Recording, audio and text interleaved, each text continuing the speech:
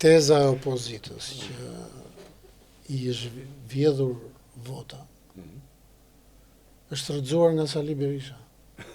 Pse është rrëzuar? Sepse ai, ju e dini, ka filluar tashmë një fushat zbulimi të tradhtarëve brenda partisë.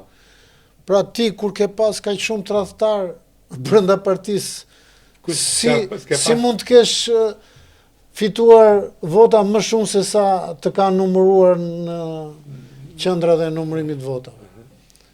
Kështu që e ka rrëzuar vetë ky tezën e vjedhjes votave.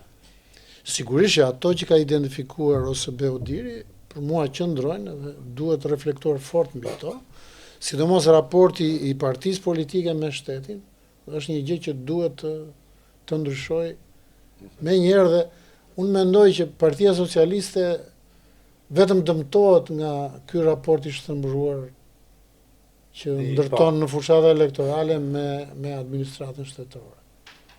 S'ka nevojë. Për mos, absolutisht. S'ka nevojë. Absolutisht jo. Kështu që, por kur vim tek opozita, opozita është një kufon politike. Siç është një kufon e pakallur politike vetë Sali Berisha. Pse? Sepse aty dhe ato personazhet që gjatë periudhës së përplasjes Basha-Berisha interpretuan dhe shfaqën një lloj energjie ndryshe, u kthyen në ca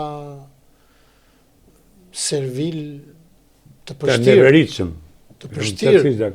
Që po dhe si i përmendim dhe me emër. Të cilët u mburrën se domethënë i ndanin nga Sali Berisha çështje parimore, siç ajo e raporteve me Shtetet Bashkuara të Amerikës dhe papritur. Dhe të si përfunduan. U kthyen në ushtar të tij. Jo ushtar, po në lakej. Kështu që ushtari është. Edhe rezultati është material. Është diferenca e votave të 21-shit me 25-ën. Po. Domethënë në 21-shin një lider i dobët si Basha mori shumë më tepër vota dhe me siguri nëse ligji elektoral nuk do kishte ndryshuar, ata mund të kishin dhe shansin të fitonin zgjedhjet.